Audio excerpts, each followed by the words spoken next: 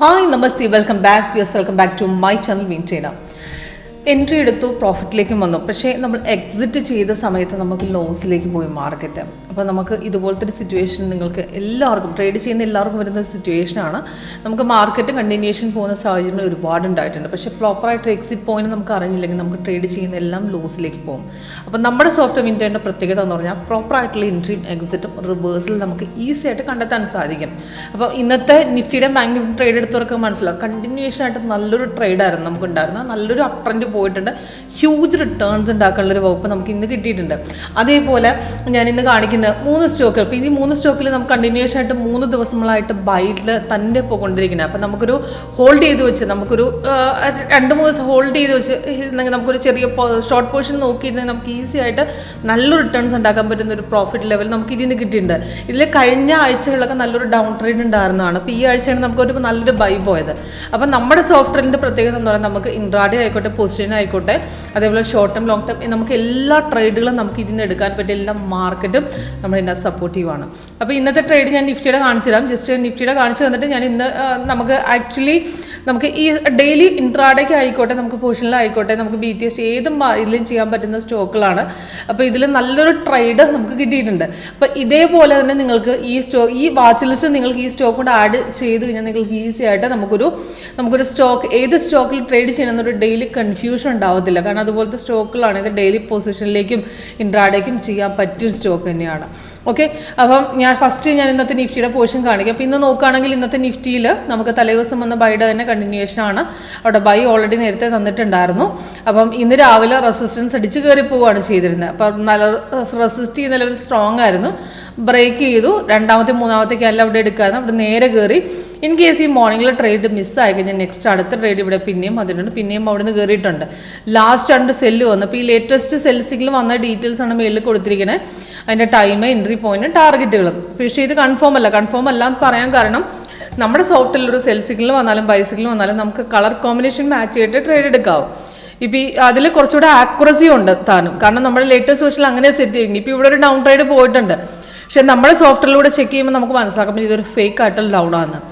നല്ലൊരു up trend അല്ല down വന്നു കഴിഞ്ഞാൽ നമുക്ക് ആ കൺഫർമേഷൻ ലെവൽസ് അവിടെ കളറും മാറത്തില്ല. അതേപോലെ തന്നെ നമുക്ക് ആക്ച്വലി ആ ഗ്രീൻ കളറിൽ തന്നെ തരികയും ചെയ്യും. ഇപ്പോൾ ഇവിടെ നിന്ന് ഒരു ഡൗൺ ട്രേഡ് പോയിട്ടുണ്ട്. ഇവിടെ നിന്ന് ലൈൻ റെഡ് ആയിട്ടുണ്ട്. പക്ഷേ റെഡ് സിഗ്നൽ ഇവിടെ താഴെ റെഡായി. പക്ഷെ അടുത്ത ക്യാൻഡിൽ റെഡ് നോക്കുമ്പോൾ അവിടെ കളർ മാറിയിട്ടുണ്ട്. അപ്പം അങ്ങനത്തെ ട്രേഡ് നമുക്ക് ആക്യുറേറ്റ് ആവില്ല. അത് റിവേഴ്സ് പോകാൻ ചാൻസ് കൂടുതലുള്ള സിഗ്നൽസ് ആണ്. അപ്പം അങ്ങനെയുള്ള സിഗ്നൽസ് കൺഫേം എടുക്കണ്ട. നമ്മൾ കൺഫർമേഷൻ പെട്ടെന്ന് വന്ന് ബ്രേക്കൗട്ട് പോയി കഴിഞ്ഞാൽ അതുപോലത്തെ സിഗ്നലൊക്കെ പിക്ക് ചെയ്യാൻ ശ്രമിക്കുക. അതുപോലത്തെയൊക്കെ ആക്യുറേറ്റ് ആയിരിക്കും.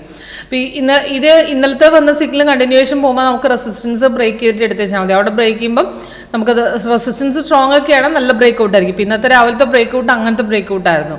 അത് മനസ്സിലായില്ല എന്നുണ്ടെങ്കിൽ നമുക്ക് 1 മിനിറ്റും കൂടെ ചെക്ക് ചെയ്താൽ പിടികിട്ടും. ഇപ്പോൾ 1 മിനിറ്റിൽ നമുക്ക് പെട്ടെന്ന് എൻട്രി കിട്ടുകയെ മിനിറ്റ് വയസ്സിൽ. അപ്പം ഇന്ന് രാവിലെ നോക്കുമ്പോഴത്തേക്കും നമുക്ക് അവിടെ റെസിസ്റ്റൻസ് കട്ട് ചെയ്ത് ബ്രേക്ക് ചെയ്ത് കയറിയിട്ടുണ്ട്.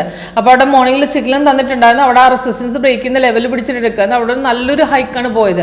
അത് കഴിഞ്ഞ് പിന്നെയും ബ്രേക്ക് ചെയ്ത് കയറി. അപ്പം പിന്നെയും വളരെ റെസിസ്റ്റൻസ് സ്ട്രോങ് തന്നെയായിരുന്നു. നല്ലൊരു ബ്രേക്ക് തന്നെയാണ് പിന്നെയും പോയിരുന്നത്. അപ്പോൾ ഈസി ആയിട്ട് മോർണിംഗിൽ തന്നെ നമുക്ക് ഏത് മാർക്കിലും പ്രോഫിറ്റ് എടുക്കാൻ പറ്റുന്ന സ്ട്രാറ്റജിയാണ് നമ്മുടെ തന്നെ.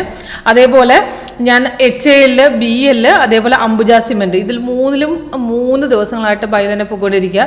HAL നോക്കിക്കഴിഞ്ഞാൽ നമുക്ക് കഴിഞ്ഞ ആഴ്ചയിൽ മുഴുവൻ നല്ലൊരു ഡൗൺ പോയ സ്റ്റോക്കാണ്. അപ്പോൾ ഇന്ന് ഇപ്പം നമുക്ക് ലേറ്റസ്റ്റ് ബൈസിക്കിൾ നോക്കുകയാണെങ്കിൽ ഞാൻ 15 മിനിറ്റ് ടൈം ഫ്രെയിം വെച്ചിരിക്കുന്നത്. നമുക്ക് 3-ാം തീയതി വന്ന് നമുക്ക് ബൈ ആണ്. 3146 വന്ന് ബൈ 3 ദിവസങ്ങളായിട്ട് കയറിക്കൊണ്ടിരിക്കുകയാണ്. 277 പോയിന്റോടെ അപ് ട്രെൻഡിലാണ്. ഇപ്പോഴും അത് പൊസിഷൻ ഹോൾഡിംഗ് ആണ്. കാരണം ഇപ്പോഴും എക്സിറ്റ് ചെയ്യാൻ അവിടെ പറഞ്ഞിട്ടില്ല, എക്സിറ്റ് സിമ്പിൾ അവിടെ പറഞ്ഞിട്ടില്ല. അതേപോലെ BL നോക്കുകയാണെങ്കിലും നമുക്ക് കഴിഞ്ഞ ആഴ്ച ഡൗൺ ആയിരുന്നു. അപ്പം ഈ ആഴ്ച ഇപ്പോൾ ബൈ കയറിയിട്ടുണ്ട്. ഇപ്പോൾ ലാസ്റ്റ് വന്ന 28ലാണ്. അവിടുന്ന് വന്ന ബൈ നമുക്ക് പിറ്റേ ദിവസം അടിച്ചു കയറി. അതായത് 30 തന്നെയാണ് കയറിയിരിക്കുന്നത്. അവിടുന്ന് 3 ദിവസങ്ങളായിട്ട് ഇപ്പോൾ കയറിക്കൊണ്ടിരിക്കുകയാണ്.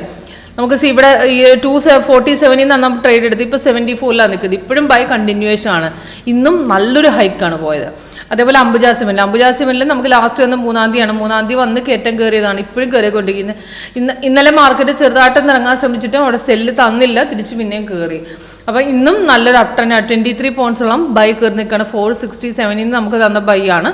അതിപ്പോൾ 91 ഇപ്പോഴും അത് റണ്ണിങ് ആണ്.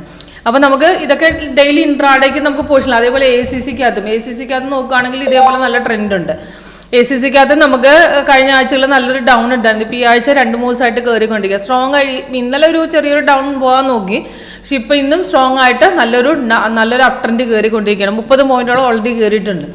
അപ്പോൾ ഇതൊക്കെ നമുക്ക് ഇൻട്രാഡേക്കും പോസ്റ്റിനും നമുക്ക് നോക്കാൻ പറ്റുന്ന, നമുക്ക് ഡെയിലി നോക്കാൻ പറ്റുന്ന സ്റ്റോക്കാണ്. അതേപോലെ BHEL അതും ഡെയിലി നമുക്ക് നോക്കാൻ പറ്റുന്ന സ്റ്റോക്കാണ്. ഇതിനകത്ത് നമുക്ക് നല്ല ട്രേഡ് വന്നിട്ടുണ്ട്. ഇതിനകത്ത് നമുക്ക് 3 ദിവസങ്ങളായിട്ട്, ഇതിനകത്ത് കഴിഞ്ഞ ആഴ്ച നമുക്ക് നല്ലൊരു ഡൗൺ ട്രേഡ് വന്നിട്ടുണ്ട്.